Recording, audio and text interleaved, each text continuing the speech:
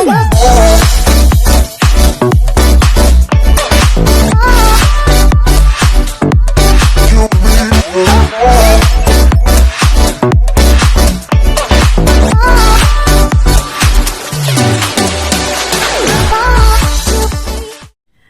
welcome back to my channel, guys. Nakakamiss na mag-vlog at syempre na-miss ko po kayo.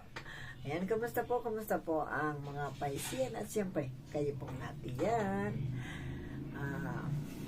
Nakakamiss nga talaga kasi ang tagal ko na pong hindi nakapag-upload. So ayan, kumusta nga pa ang mga paisian? Sabi, yung mga nabasa ko, guys, ay ako'y relate kasi. Ayan, sabi, may nabasa ako, guys. Year daw ngayon ng mga paisiyan natin ay hindi ko pa man gaano nararamdaman na marami na ako nababasa na parang, uy, it's a good news, guys. It's a good news. Kahit sabi ang mga paisiyan daw ay mga pagod na ay itong year na ito ay dito na sisurtihin ng todo-todo si Pisces. Yan, shout out sa mga paisiyan dyan. At yung mga naranasan natin na hindi na daw natin mararanasan at i-claim na natin yan and pray natin syempre. Ayan, syempre yun nga sa sobrang pagod ni Pisces ay ito nga katulad ko. Ayan, medyo na po payat na masasmurang kapaguran ko. The whole day na sa tindahan and then syempre ganito, ito nga it's almost 11 na nagbibideo pa ako. Ayan. Pero ayan, makakapagpahinga na daw ngayong mga na ito nitong taon na ito si Pisces. At pag dumating na yung swerte ni Pisces ay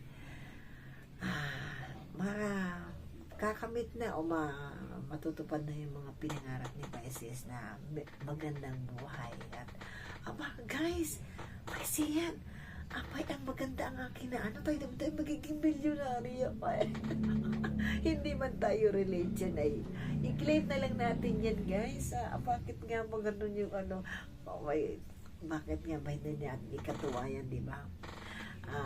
At narinig ko, ay napanood ko, guys, na may napanood akong isang video. Siyempre, alam niyo man, napaka-adik ko sa mga horoscope, di ba? May napanood ako, guys, na ang isang Piscean, o mga Piscean, no, ay talagang may magiging milyonaryo. Milyonarya. Ang dapat, yun daw pananalunan natin, o kung yun ay may mana o kung saan galing, siyempre from God, from universe ang ating darating na swerte, ayun daw ay dapat din daw natin i-share. At yun naman talaga ang aking bokasyon. Kahit hindi pa man ako na hindi pa man ako nang bablan, ako na ay dati na isang taklaws ng pamilya. Yun nga, na ko na sa aking pag ako yung palibasa ang isang Piscean, ugali ng isang Piscean, di ba? Shoutout sa inyo dyan, mga ka-Piscean. Di ba yung mababa ang loob, yung mahilig tumulong, yung pagiging generous natin, pagiging mabait natin, ramdam natin yung kalagayan at nasa loobin ng kapwa natin once na nakakaharap natin, di ba? Ganun tayo mga ka-Piscean. Kumbaga, natin yung pagtulong sa kapwa. Kaya, sabi ko, ay magkatotoo lang ito ay gusto ko lang ay matapos yung aking problema. At siyempre, magtitira tayo ng kaunti ng ating pang kinabukasan. At yung iba na ay talagang ipagtutulong ko. Unang-una daw, yun nga pala, sabi nung tarot reader na yun ay, yun daw yung daw panalo natin na yun, o yung dadating na grasya ay dapat daw ay sa mahihirap natin itulong. Siyempre unang-una na yung mga nakikita kong mga naghihirap maliban sa ating kapamilya na kami katulad ko, ang pamilya ko ay hindi naman gaano mabibilang lang yung may konting pera, yung may pera na may negosyong maganda katulad ng aking anak, siyempre. Pero siyempre kahit manegosyante katulad ng aking anak ay may obligasyon din yan ng mga bayarin. Kaya siyempre kumbaga ang lahat ng anak ko magkaroon lang ako ng grasya na ay talagang siyempre unang-una na sarili. Ayaw ko magpakaloho at kumbaga naranasan ko rin naman yung naranasan ko din naman yung kahit paano ay merong damit ako, may ganyan at nakakakain din naman ng maayos-ayos. medyo nakakarating na rin sa may iba-ibang lugar, pero kumbaga hindi pa rin sapat. Pero kumbaga ayoko rin magpakaloko na yun. Kumbaga matuto pa rin ko lang yung bilang isang ano ko na marating ko yung lugar na yun na hindi lang ako, ayoko magpakasarili. Yung syempre with family and friends, at syempre ayaw kong naano ko kasi yung ramdam ko kasi yung paghihirap ng isang wala. Ramdam ko ang damdamin ng isang wala, di ba? At yun nga tayo mga Piscean, shout out sa mga Piscean dyan, di ba? Ganun naman tayo, di ba? At yun nga, pagod na nga daw mga Pisces ay ngayong ano na ito ay kailangan mag-recharge. Ay ako hindi ako makapagpahinga, guys. Hindi ako makapagpahinga kasi ito nga hindi pa nga ako nakakabawi. Yan. Sa aking kinasadlakan. At ay isang Piscean daw ay kahit solo ay kumbaga kinakaya ang lahat. At ang may Piscean daw, shout out sa may Piscean dyan na yung sinasarili lagi ang problema na yung katulad ko, ay relate ako dun guys, kasi kahit alam kong may madadaingan ako, parang hanggat kaya ko, kinakaya ko, at nananahimik ako, at yun, tutulog ako, naiisip ko, at pagising ko ay parang naisip ko lang din, pero parang sige, kaya ko ito, I have faith in God, o, diba? Ganun lang natin, pag be positive lang, although nandun pa rin yung pag ano ko, ngayon talaga ako relate pa rin sa mga basa na papanood ko, na naghihirap pa rin at nandun pa din sa hindi pa tapos ang mga problema na yun ni Pisces. Yan. Shout out sa mga Pisces dyan. Kumusta ba mga problema nyo? Tapos na ba? Parang ang alam ko ay hindi pa rin. Ako ay simple kasi ang mga basa nila ay halos kumbaga maraming nakaka-resonate, di ba? Ang isang Pisces daw yan. Relate ako dito. Kamakailan lang ay nai-stress, may kinai-stressan si Pisces sa isang toxic relationship. Yan. Relate ako dyan guys, kasi kahit paano ay nagkaroon ako ng love life na hindi ko rin pa rin gusto. Ay, talaga palang isang Pisces ay may pagkamalas pa rin talaga sa love life. Nagkaroon ako for the short time. At kahit paano, hindi ko pa rin gusto yung aking sitwasyon. May mali, may hindi dapat. So, delete ko na. At wala na. Sabi ko parang hindi pa rin talaga ito. Hindi pa rin ito ang isang forever ni Pisces. Yan. At relate ako dyan, guys. So, ayun na naman, solo lagi naman si At least naging masaya man ako ng Pasko, bagong taon yan. Thank you na rin.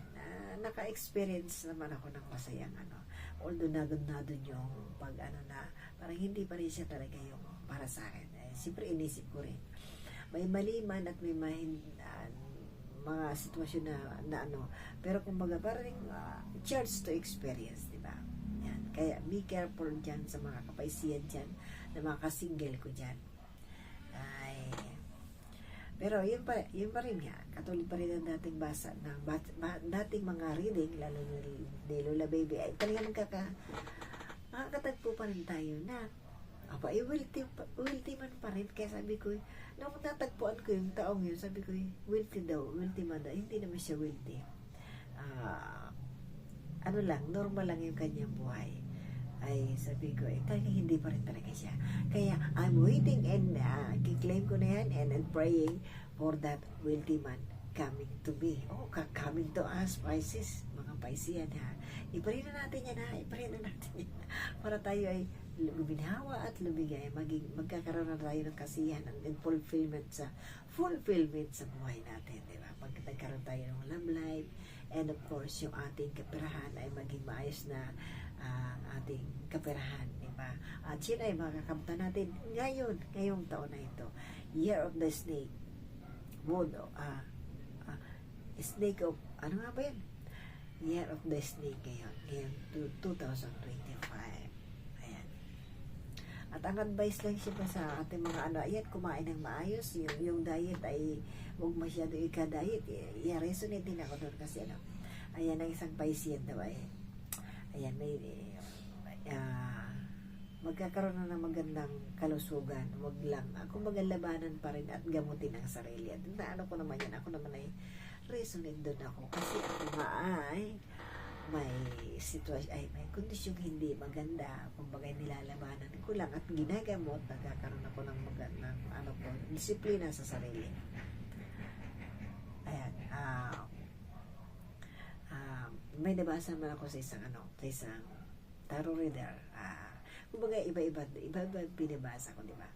So, ayun, may nababasa ako na ang mga paisiyan daw ay mahihilig sa mga hula, sa mga tarot readers, sa mga ako yun, sabi ko, resonate talaga ako. Kayo po dyan, mag-ano din kayo dyan, yung shout out sa mga hindi na nanonood dyan ng mga tarot readers. Kayo, sinasabi ko po sa inyo, kayo po ay manood kahit paminsan-minsan at pagka kayo ay na-resonate o na ano nyo yung inyong sarili ay ako yun ganun ako, yun.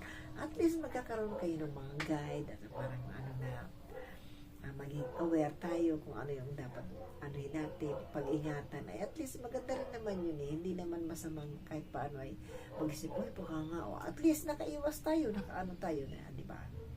So, ayun na pangabang na mag-ipon ng lakas ang mga paisiyan at i-claim natin, daw natin yung paparating sa atin at paghandaan natin yan, guys. Maging mabuti pa rin sa kapwa, syempre, ang lagi naman yan. Ipagpatuloy natin yung pagiging isang mabuting tao. Kaya lang, eto na naman sa sobrang, yun nga, palibasa, resonate pa rin ako dun sa basa na, yung pagkakaroon ng isang toxic relationship again and again ay nangyayari yung sobrang bait, sobrang tiwala, kaya ayan, isang lesson learned po yan. Nagkaroon naman ako ng lesson learned na yun nga, huwag masyadong katiwala sa kapwa, and then yung trust,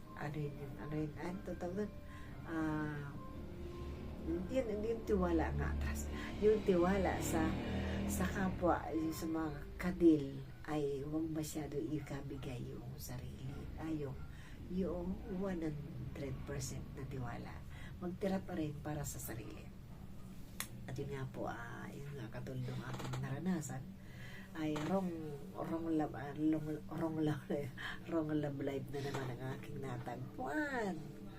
Ay nakakalungkot, pero syempre tinanggap ko naman kasi syempre ang iniingatan ko pa rin doon ay yung sarili ko.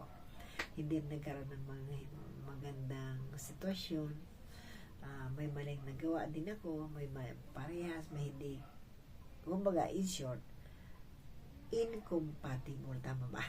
Ayan, incompatible, parang kumbaga hindi talaga sila pinagtagpo lang, hindi tinadhanang maging forever. Yan, kailan nga ba si swerte ng isang Pisces? Kailan nga ba? Ayan, siyempre kahit paano inaantay ko rin yun, kumbaga maganda rin yung may kasama sa buhay, hindi yung ganito na anak mo, pagkapamilya mo, pero iba pa rin yung may kasama ka sa buhay, di ba? Basta, alam mo, no need to explain na. Yung kailangan pa rin natin ng companionship, di ba? Kahit sa edad natin, ito ako, almost, turning 57 na po ako. I'm turning 57 this coming month. So, kailangan pa rin natin ng kasama sa buhay. Di ba? Ayan. Yung problema sa financial ay talagang huwag na tayo doon mag-alala. Kaya, yan. I-relax na natin ang ating sarili. At huwag natin antayin na tayo babagsakan. Siyempre, gawa-gawa din tayo. No? Kilos. At kung ano nga yung, yun nga, i-let go nga yung, kung ano yung toxic relationship o toxic na sitwasyon ay, yan, decision making nga ang ngayong, ito na yan, ni Pisces ngayong January na to. At yun nga, may pinagdidesisyon ako, may trinay ako isang extra income sa aking tindahan, which is ukay-ukay. Parang start pa lang, natutuwa naman ako. At ayun, pinagbabasihan ko ayun. Yung takbo ng aking pero yun nga, palibasa yun nga, may nakaraan ako, may di maganda yung aking tungkol sa aking kaperahan. Kulang ako sa puhunan, ginagawan ko ng paraan niya. Sana'y makaraos na ako. Lalo na pag nakamit ko na yan, ayan. Ano ko yan? I-claim ko na yan. At ang ano nga, ang Pisces, sabi, mabilis makamubo na kahit nakakaranas si Pisces ng mga anong ganun mga sitwasyon na mabilis makamubo ng isang Pisces kasi kumbaga talaga ang isang Pisces ay palaban palaban ang isang Pisces, di ba? Ayan, shout out, diba? Sino dyan ang hindi palaban na Pisces, di ba? At yun nga, kaya nga deserve nating maging masaya at magkaroon ng biyaya ni Lord ng universe, di ba? Kaya yan, huwag natin kalimutan yung pagiging mabuting tao para saka syempre yung sipag at tiwala sa Diyos. At mag-ingat nga daw talaga sa manluloko. May mga manluloko daw kasi. At parang yung parang nakakaisa lang lagi. Ayan. Kaya ingat-ingat po tayo. Ayan. Salamat po sa inyong panonood. I thank you for watching and God bless everyone, guys. Ayan. Don't forget nga pala to subscribe to my channel. Like and share it, guys. And of course, don't forget to pakipindot po ng ating bell sa baba para ma-notify kayo sa tuwing ako ay mag-upload ng aking video. And basta guys, ayan, maging matalino daw sa pagdesisyon. Thank you guys for watching and God bless everyone. Bye bye.